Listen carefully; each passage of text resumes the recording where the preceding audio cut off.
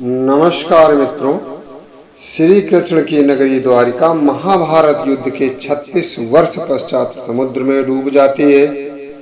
द्वारिका के समुद्र में डूबने से पूर्व श्री कृष्ण सहित सारे यदुवंशी भी मारे जाते हैं।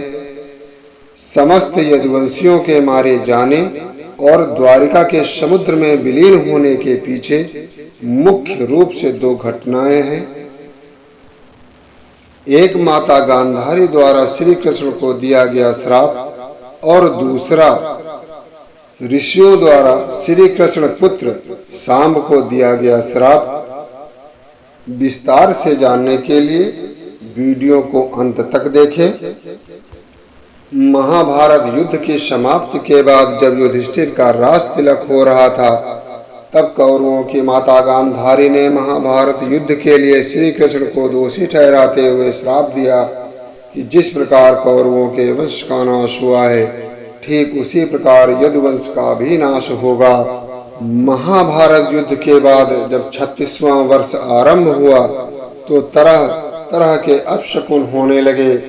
एक दिन महर्षि विश्वामित्र, कण्व, देवर्षि नारद आदि द्वारका गए।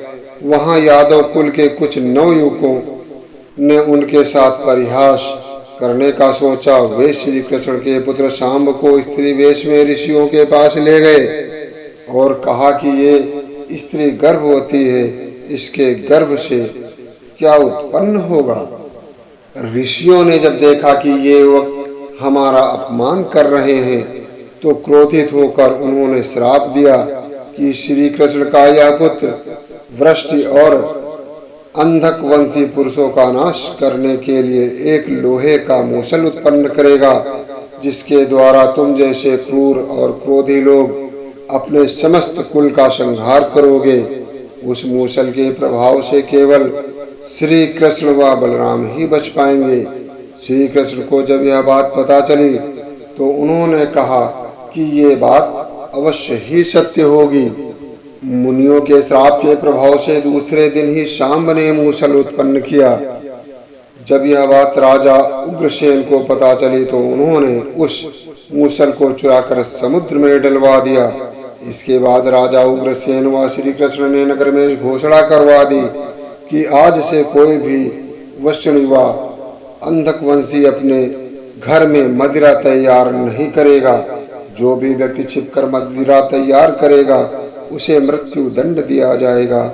घोषणा सुनकर द्वारिका वासियों ने मदिरा नहीं बनाने का निश्चय किया।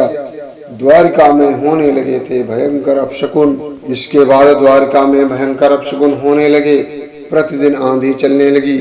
चूहे इतने बढ़ गए कि मार्गों पर मनुष्यों से ज्यादा दिखाई देने लगे। वे रात में सोए हुए मनुष्यों के बाल और नाखून कुतर कर खा जाया करते थे। सारस, उल्लुओं और बकरे गीदड़ों की आवाजें निकालने लगे। गायों के पेट से, गधे कुतियों से, बिलाव और नेवलियों के गर्भ से चूहे पैदा होने लगे। उस समय यदुवंशियों को पाप करते शर्म नहीं आती थी। जब श्री कृष्ण ने नगर में होते इन अपशकुनों को देखा तो उन्होंने सोचा कि कौरवों की माता गांधारी का श्राप सत्य होने का समय आ गया है। इन अपशकुनों को देखकर तथा पक्ष के 13वें दिन अमावस्या का संयोग जानकर श्री कृष्ण काल की अवस्था पर विचार करने लगे। उन्होंने देखा कि इस समय वैसा ही योग बन रहा है जैसा महाभारत के युद्ध के समय बना था।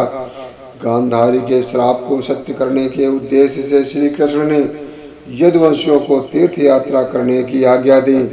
श्री कृष्ण की आज्ञा से सभी राजवंशी समुद्र के तट पर प्रभास तीर्थ आकर निवास करने लगे। प्रभास तीर्थ में रहते हुए एक दिन जब अंधक व वैष्णव वंशी आपस में बात कर रहे थे, तभी सात्विक ने आवेश में आकर कृतवर्मा का उपहास और अनादर कर दिया। कृतवर्मा ने भी कुछ ऐसे शब्द कहे कि सात्विकी को क्रोध आ गया और उसने कृतवर्मा का वध कर दिया। यह देख अंधक वंशियों ने सात्विक को घेर लिया और हमला कर दिया। सात्विकी को अकेला देख श्री कृष्ण के पुत्र प्रद्युम्न उसे बचाने दौड़े। सात्विकी और प्रद्युम्न अकेले ही अंधक वंशियों से भिड़ गए। परंतु संख्या में अधिक होने के कारण वे अंधक वंशियों को पराजित नहीं कर पाए और अंत में उनके हाथों मारे गए। अपने पुत्र और सात्विकी की मृत्यु से क्रोधित होकर श्री कृष्ण ने एक मुट्ठी एरका घास उखाड़ ली। हाथ में आते ही वह घास वज्र के समान भयंकर लोहे का मूसल बन गई। उस मूसल से श्री कृष्ण सभी का वध करने लगे। जो कोई भी वह घास उखाड़ता वह भयंकर मूसल में बदल जाती। ऐसा ऋषियों के श्राप के कारण हो रहा था। उन मूसलों के एक ही प्रहार से प्राण निकल जाते थे। उस समय काल के प्रभाव से अंधक, भोज, सिनी और वृषणी वंश के वीर मूसलों के एक दूसरे का वध करने लगे। यदुवंशी भी आपस में लड़ते हुए मरने लगे। श्री कृष्ण के देखते ही देखते शांब, चरुदेश, अनिरुद्ध और गद की मृत्यु हो गई। फिर तो श्री कृष्ण और भी क्रोधित हो गए और उन्होंने शेष बचे सभी वीरों का संहार कर डाला। अंत में केवल दारुक, जो कि श्री कृष्ण के सारथी थे, ही शेष बचे थे। श्री कृष्ण ने दारुक से कहा कि तुम तुरंत हस्तिनापुर जाओ और अर्जुन को पूरी घटना बताकर द्वारिका ले आओ। दारुक ने ऐसा ही किया। इसके बाद श्री कृष्ण बलराम को उसी स्थान पर रहने का कहकर द्वारका लौट आए। द्वारका आकर श्री कृष्ण ने पूरी घटना अपने पिता वसुदेव को बता दी। यदुवंशियों के संहार की बात जानकर उन्हें भी बहुत दुख हुआ। श्री कृष्ण ने वसुदेव जी से कहा, आप अर्जुन के आने तक स्त्रियों की रक्षा करें। इस समय बलराम जी वन में मेरी प्रतीक्षा कर रहे हैं। मैं उनसे मिलने जा रहा हूँ। जब श्री कृष्ण ने नगर में स्त्रियों का विलाप सुना तो उन्हें सांत्वना देते हुए कहा कि शीघ्र ही अर्जुन द्वारका आने वाले हैं, वे ही तुम्हारी रक्षा करेंगे। ये कहकर श्री कृष्ण बलराम से मिलने चल पड़े।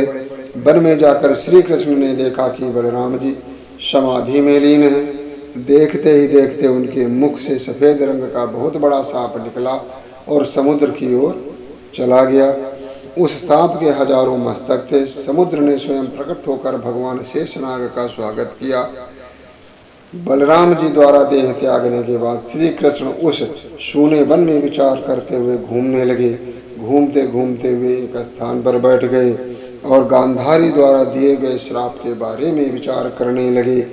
देह त्यागने की इच्छा से श्री कृष्ण ने अपनी इंद्रियों का संयमित किया और महायोग की अवस्था में पृथ्वी पर लेट गए। जिस समय भगवान श्री कृष्ण समाधि में लीन थे, उसी समय जरा नामक एक शिकारी हिरणों का शिकार करने के उद्देश्य से वहां आ गया। उसने हिरण समझकर दूर से ही श्री कृष्ण पर बाण चला दिया। बाण चलाने के बाद जब वह अपना शिकार पकड़ने के लिए आगे बढ़ा तो योग में स्थित भगवान श्री कृष्ण को देखकर उसे अपनी भूल पर पश्चाताप हुआ। तब श्री कृष्ण को उसे आश्वासन दिया और अपने परम धाम चले गए। अंतरिक्ष में पहुंचने पर इंद्र, अश्विनी कुमार, रुद्र, आदित्य, वसु, मुनि आदि सभी ने भगवान का स्वागत किया। इधर दारुक ने हस्तिनापुर जाकर यदुवंशियों के संहार की पूरी घटना पांडवों को बता दी। यह सुनकर पांडवों को बहुत शोक हुआ। अर्जुन तुरंत ही अपने मामा वसुदेव से मिलने के लिए द्वारका चल दिए। अर्जुन जब द्वारिका पहुंचे तो वहां का दृश्य देखकर उन्हें बहुत शोक हुआ। श्री कृष्ण की रानियां उन्हें देखकर रोने लगी। उन्हें रोता देखकर अर्जुन भी रोने लगे और श्री कृष्ण को याद करने लगे। इसके बाद अर्जुन वसुदेव जी से मिले। अर्जुन को देखकर वसुदेव जी बिलख बिलख कर रोने लगे। वसुदेव जी ने अर्जुन को श्री कृष्ण का संदेश सुनाते हुए कहा कि द्वारिका शीघ्र ही समुद्र में डूबने वाली है, अतः तुम सभी नगरवासियों को अपने साथ ले जाओ। वसुदेव जी की बात सुनकर अर्जुन ने दारुक से सभी मंत्रियों को बुलाने के लिए कहा। मंत्रियों के आते ही अर्जुन ने कहा कि मैं सभी नगरवासियों को यहाँ से इंद्रप्रस्थ ले जाऊंगा, क्योंकि शीघ्र ही इस नगर को समुद्र डुबा देगा। अर्जुन ने मंत्रियों से कहा कि आज से 7वें दिन सभी लोग इंद्रप्रस्थ के लिए प्रस्थान करेंगे, इसलिए आप शीघ्र ही इसके लिए तैयारियां शुरू कर दें। सभी मंत्री तुरंत अर्जुन की आज्ञा पालन में जुट गए। अर्जुन ने वह रात श्री कृष्ण के महल में ही बिताई। अगली सुबह श्री कृष्ण के पिता वसुदेव जी ने प्राण त्याग दिए। अर्जुन ने विधि विधान से उनका अंतिम संस्कार किया। वसुदेव जी की पत्नी देवकी, भद्रा, रोहिणी व मदिरा भी चिता पर बैठकर सती हो गई।